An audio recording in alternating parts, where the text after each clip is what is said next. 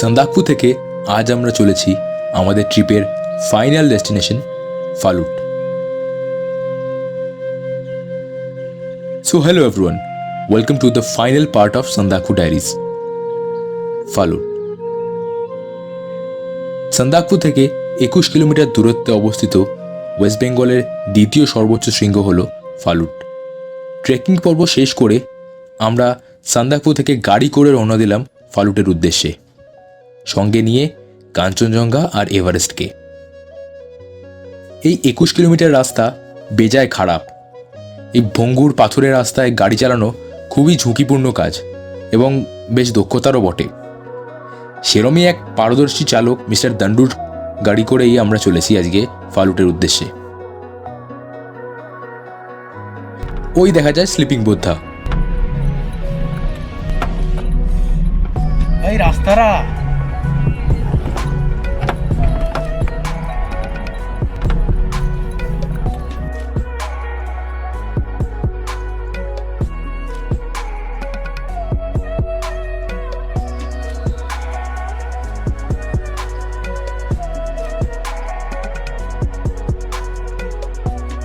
এরম দৃশ্য চোখের সামনে থাকলে রাস্তা যতই খারাপ হোক মন ভরে যায়।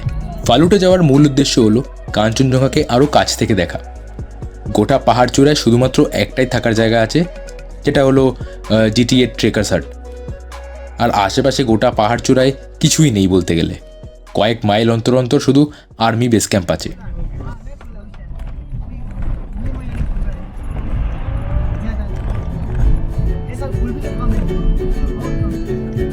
রাস্তা কেমন সেটা তো দেখাই যাচ্ছে, যদিও কয়েক জায়গা এতটাই খারাপ ছিল যে ভিডিও করা যায়নি সেখানে। গাড়িতে বসে বসে কোমর ধরে গেছিলো আমাদের।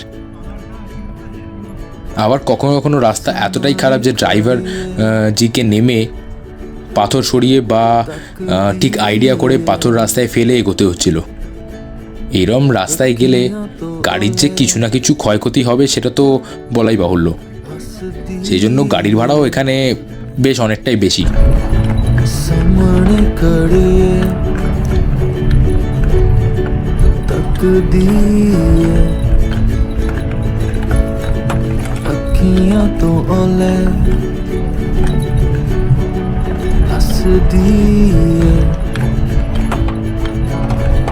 सुननी अड़ी है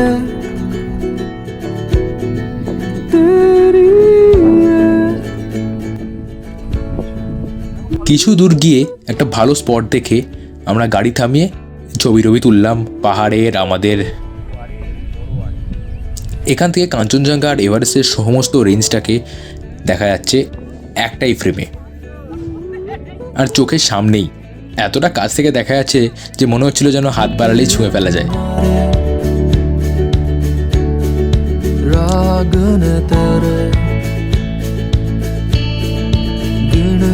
सितारे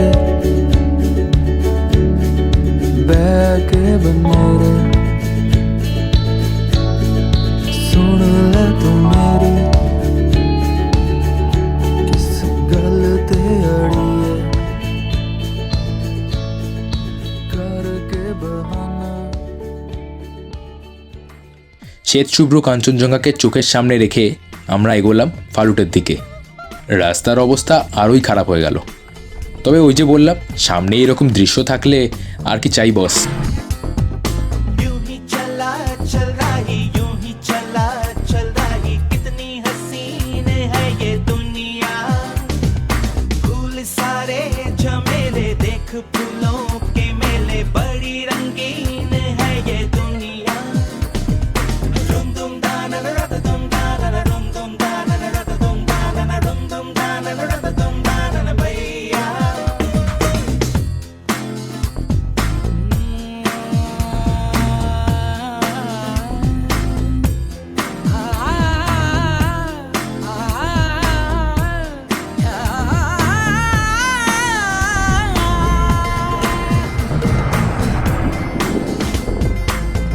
रास्ता है कह रहा अब मुझसे मिलने को है कोई कहीं अब तुझसे ये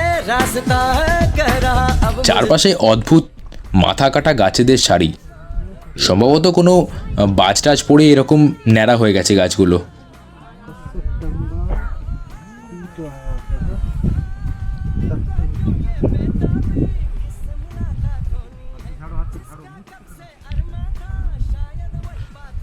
কিছুক্ষণ টি ব্রেক নিয়ে আবার রওনা দিলাম আমরা। जीवन गाड़ी है समय पहिया आंसू की नदियां भी हैं खुशियों की बगियां भी हैं रास्ता सब तेरा तक है भैया यूं ही चला चल रही यूं ही चला चल रही कितनी हसीन है ये दुनिया फूल सारे झमेले देख फूलों के मेले बड़ी रंगीन। থুকুম পার করে সবর গ্রামে আমরা আমাদের লাঞ্চ কমপ্লিট করে চলেছি রডোডেন্ড্রনের ঘেরাটোপ বরাবর। চারিদিক ভরে আছে লাল ফুলে। এপ্রিল মে মাসে আসার এটাই আকর্ষণ। এই সময় বরফ টরফ না পাওয়া গেলেও এরম ফুল ভরা জঙ্গল দেখতে পাওয়া যাবে। আর যাই হোক, সেই জন্য এই সিজনটাকে রডোডেন্ড্রন সিজন বলে। আর এখানে রাস্তা দেখাই যাচ্ছে কতটা খারাপ। ঠিক করে গাড়ি এগোতেও পারছে না, এমন অবস্থা।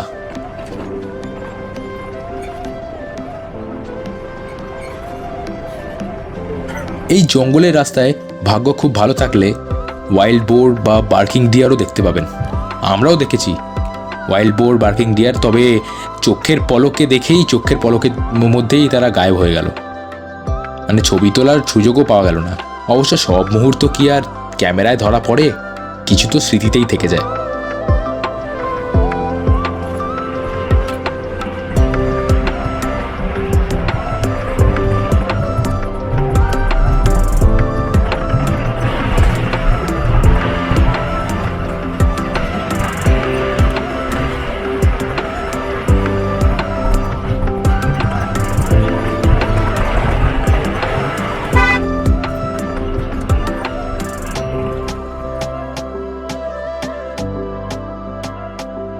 আর শেষ 1 কিলোমিটার পথ পার করে আমরা বিকেল 4টে নাগাদ পৌঁছলাম ফালুট।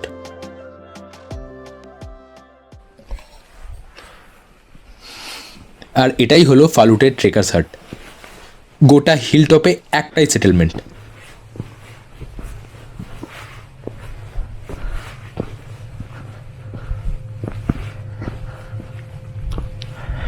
বাইরে থেকে এই ট্রেকার্স হাট বেশ ভালো আর বেশ ইন্টারেস্টিং মনে হলেও এই হাটের ভেতরে পা রেখে বেশ একটা ভুতুরে ফিল অনুভব করেছিলাম আমরা।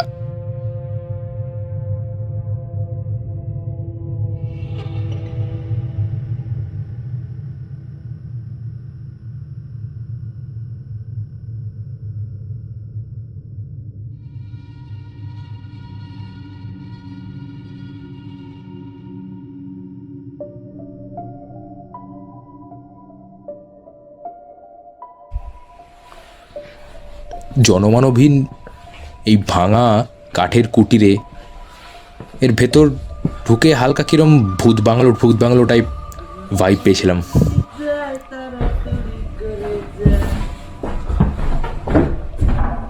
বারে বারে যেন মনে হচ্ছিল কাকে যেন দেখলাম, কী ছিল ওটা, কে যেন ডাকছে এরম। পারতপক্ষে আমাদের ছাড়া কেউ আর ছিলই না ওইখানে।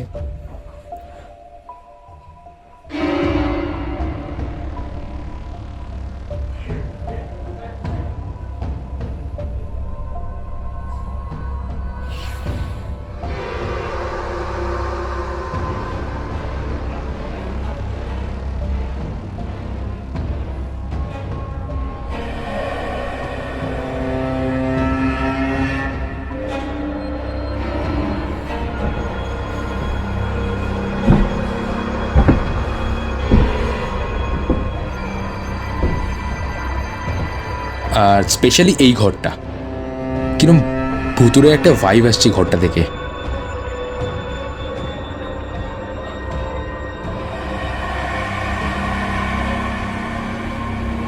কিরম দমবন্ধ চাপা একটা অনুভূতি ঘুরে বেড়াচ্ছে গোটা ঘরটায়।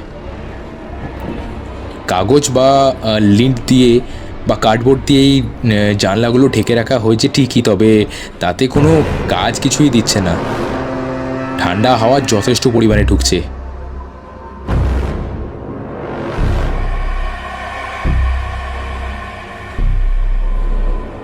আর ঠিক এই ঘরের উল্টো দিকেই ছিলাম আমরা। এই আমাদের ঘরটা কম্পারেটিভলি বেটার বাকিগুলোর থেকে।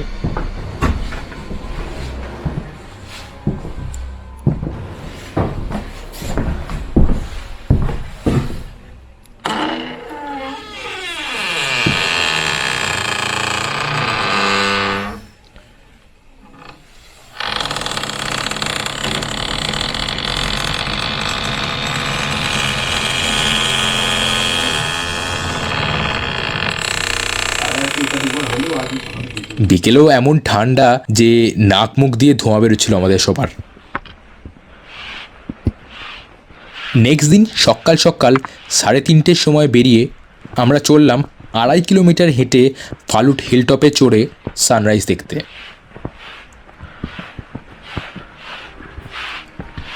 ফালুট হিলটপটা বেসিক্যালি নেপাল, ওয়েস্ট বেঙ্গল আর সিকিমের বর্ডারে, মানে এক পা এদিকে ফেললে নেপাল, আবার এই পা এদিকে ফেললে ওয়েস্ট বেঙ্গল, এরম ব্যাপার।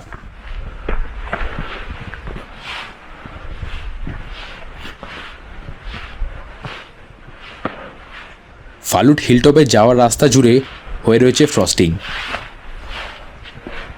রাতে তাপমাত্রা এতটাই কমে গেছিল যে রডেন্ডনের গাছ, ছোট গুল্ম এবং গোটা রাস্তা বরাবর ফ্রস্টিং হয়ে রয়েছে।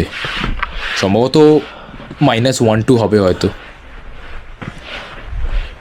তবে সানরাইজ দেখতে পেলেও কাঞ্চনজঙ্ঘার দেখা নেই কিন্তু আজ। পাহাড়ের কৃপা হয়তো কাল অবধিই ছিল আমাদের। আজ গোটা আকাশ জুড়ে শুধুই মেঘ। সম্ভবত বৃষ্টি হবে আজকে এখানে।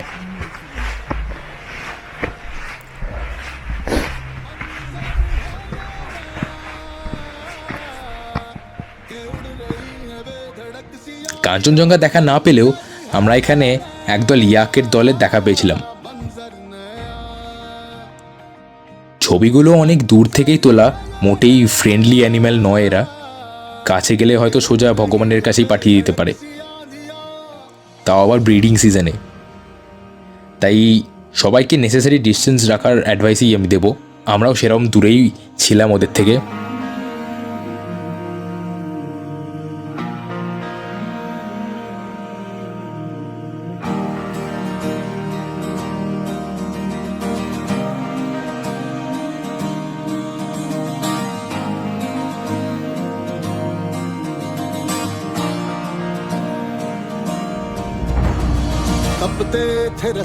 আর তারপর ফালুট হিলটপ থেকে ফিরে এসে আমরা চললাম ব্যাক টু প্যাভিলিয়ন।